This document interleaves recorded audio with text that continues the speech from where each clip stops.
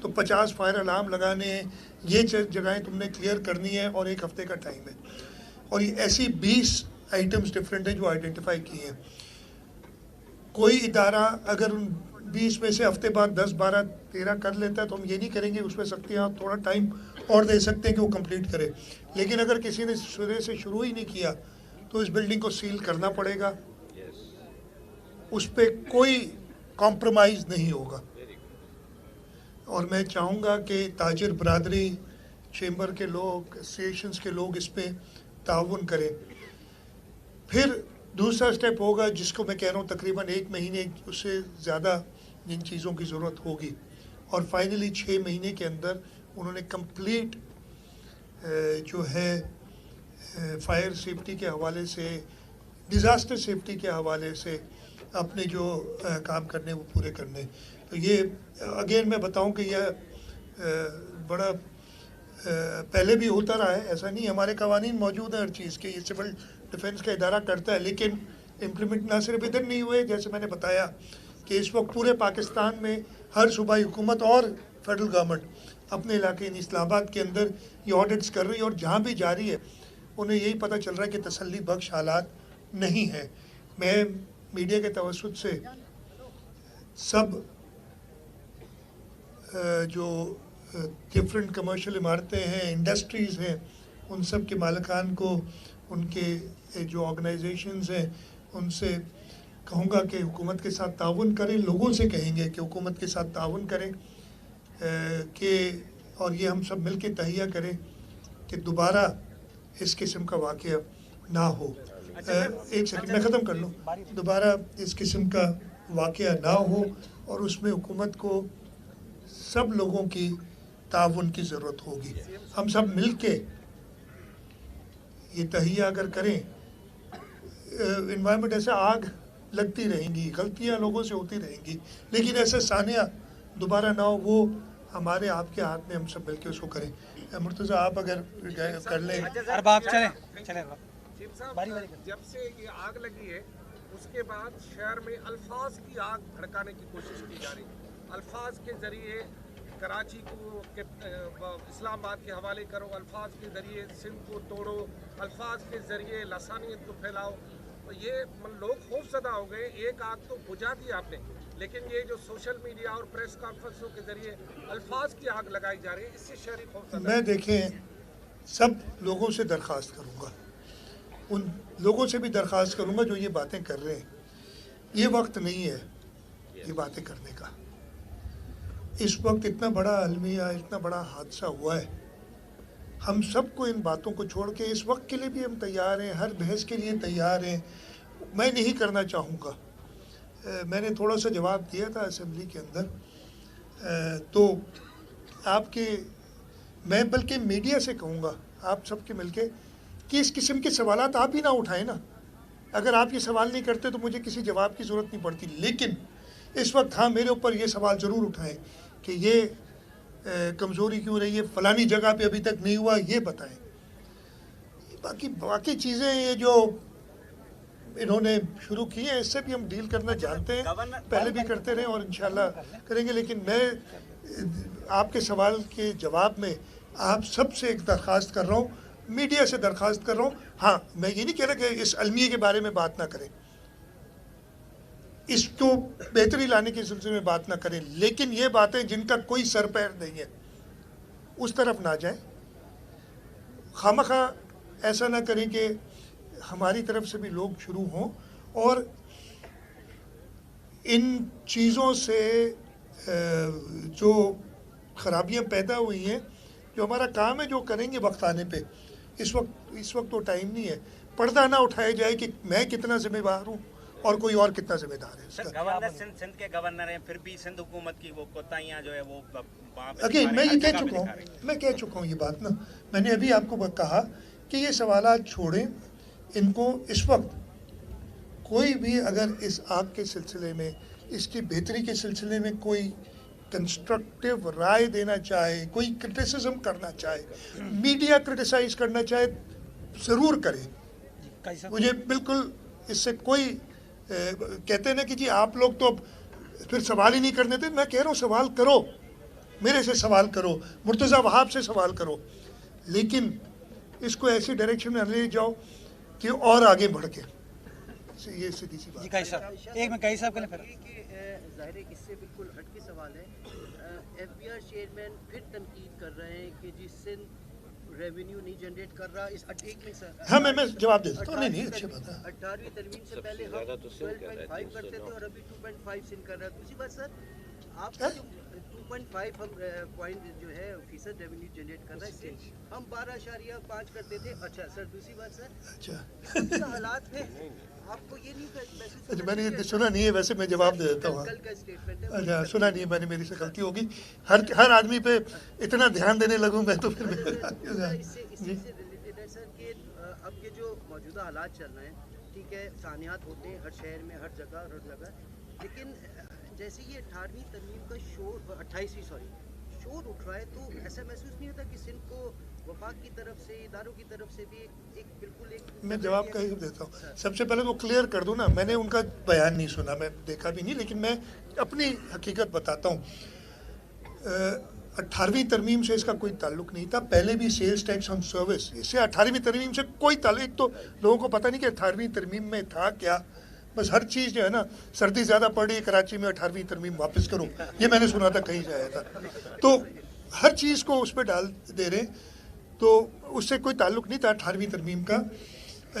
Sales tax on service पहले वफाक collect करता था, जो कि सूबों का टैक्स है, उसमें वफाक को कोई हिस्सा नहीं है। पहले वो कलेक्ट करके और सूबों को दे दिया करता था। जो आखिरी साल एफबीआर ने कलेक्ट किया था 2011-12 गालिबन 16 अरब रुपए उन्होंने कलेक्ट किए थे।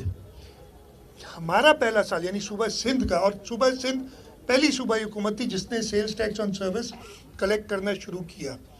तो हमारी collection sales tax on service की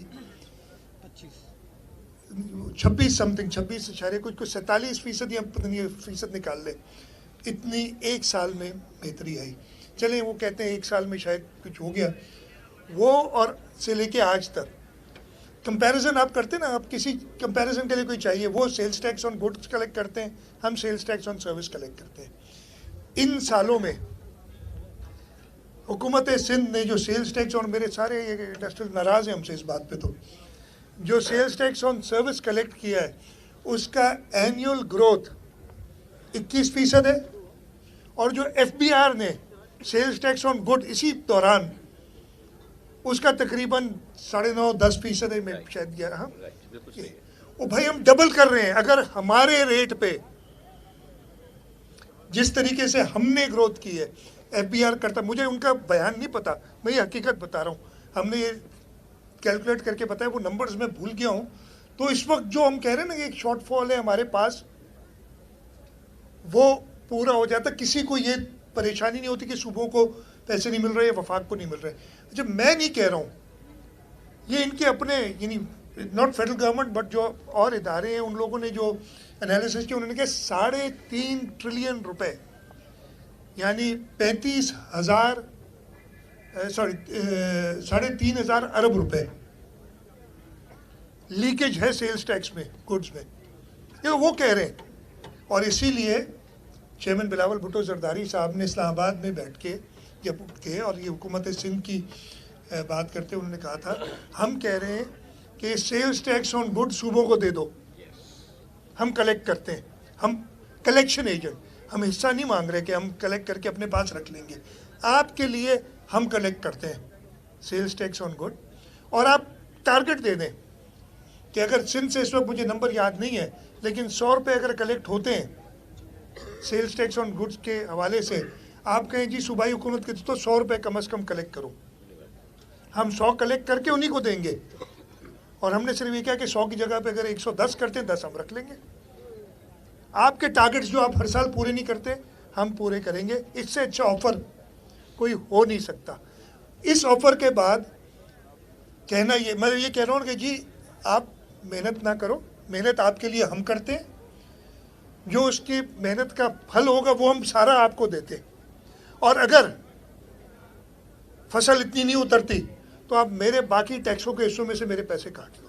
ये ओपन ऑफर है। तो इससे ये जवाब आ जाता है, बाकी मैंने वो सुना नहीं किया। बारी जमाली साहब, बन रहा है मुख्तलिफ नहीं, देखिए आपने जो बात की माहौल, अगेन मीडिया में मैं सुनता हूँ, ये मीडिया के अंदर बहुत बातें आती हैं, कुछ वफाकी वज़ीर भी कह देते हैं, कुछ अगेन फिर कहा ये जाता है। मुझे बड़ी हैरत होती है, एक वफाकी वज़ीर ने असेंबली में बैठ के एक बात की तो दूसरे वफाकी वज़ीर ने कहा ये इनकी ज़ाती राय है। तो अब पता नहीं वो ज़ाती राय है, इज्तिमाई राय है, हुकूमती राय है, हम सुनते नहीं है ऐसे, हमें अपने काम बहुत है। मीडिया के पास टाइम शायद ज़्यादा है, वो सारी बातें सुनता है, फिर उसको जमाली साहब। आता है। मैं अगेन जी। सानिया गुलप्लाजा पे ही बात करूँगा। ऐसे बहुत सारे शवाहिद सामने आए हैं कि इसमें कुछ ऐसा गड़बड़ है कि ये नेचुरल आग नहीं लग रही, यानी इस तरह कि 5-10 मिनट में पूरी बिल्डिंग को आग ने घेर दिया, यानी इसमें तकरीबकारी के शवाहिद कहीं कहीं नज़र आ रहे हैं। क्या इस एस्पेक्ट पे हुकूमत गौर कर रही है? देखिए, इंक्वायरी कमेटी जो बनाई गई है वो हर एस्पेक्ट को देखेगी ज़रूर।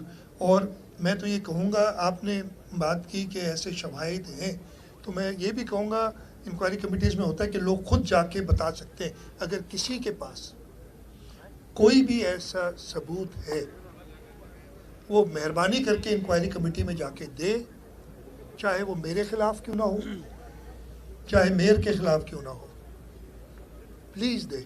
हमें अपनी इस्लाह भी करनी है और अगर हम जिम्मेवार हैं, हमें सज़ा भी कबूल है। इसी तरीके से मैं चाहूँगा कि हर शख्स जो इस पे बात कर रहा है ना, जिसमें आप भी शामिल हैं, आजिज़, अगर आपकी गलती है तो आपको भी सज़ा मिलनी चाहिए। अगर आप अपने, मैं भी इधर बात कर रहा हूँ ना, अगर अपना इजहार कर रहे हैं और इसमें हिस्सा डाल रहे हैं तो यू आर ऑल्सो रिस्पॉन्सिबल। तो इन सब लोगों को जो बात कर रहे हैं उनको भी जवाबदेह होना पड़ेगा। Thank you. करने एक आहिस्ता करने आखिरी इस थाने को मतलब डील करने में बहुत फायर ब्रिगेड, स्नार, बहुत सी चीज़ों की मतलब किल्लत का सामना करना पड़ा। मैं भी उसका जवाब दूंगी, मैंने रह गया था। इस बजट मैं भी में जवाब, आपने बहुत पैसे रखे थे फायर ब्रिगेड और एम्बुलेंस खरीद करने के लिए। नहीं। तो अब तक आपने कितनी मतलब मैं एक सेकंड नहीं, आई हैं फायर ब्रिगेड्स आ रही हैं, लेकिन काफ़ी नहीं है। मैं फिर बता रहा हूँ, एक और चीज़ जो हमने की है और उसकी हमने मीटिंग्स कर ली, उस पर काम चल रहा है। अनफॉर्चुनेटली लेगेसी इश्यूज़ में कहता हूँ इनको, कवानीन पुराने जो चलते आ रहे हैं। अब मसला क्या है, फायर ब्रिगेड KMC के पास,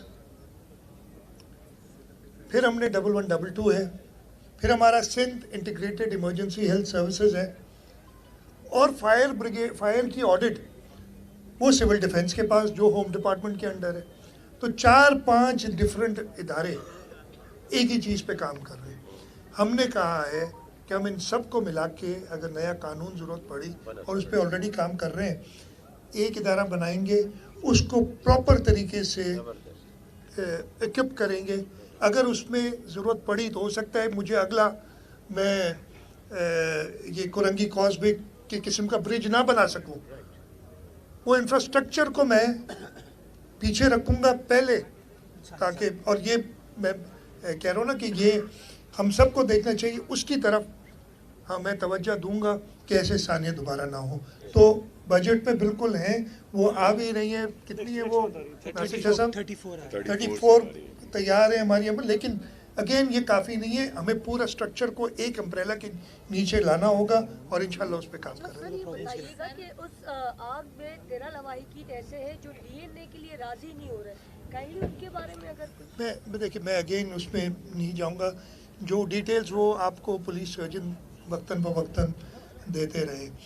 और उस सिलसिले में मैं ये भी कहूँगा, और मैंने अभी आज ये इंस्ट्रक्शंस दी हैं कि इनकी आइडेंटिफिकेशन के लिए अगर मुल्क में कहीं भी किसी के पास भी एक्सपर्टीज़ मौजूद है तो हम उनको कहेंगे कि मेहरबानी करके हमारी मदद करें कि जल्द से जल्द हम जो बॉडीज़ मिली हैं उनको हम मैच कर सकें उनके। Thank you.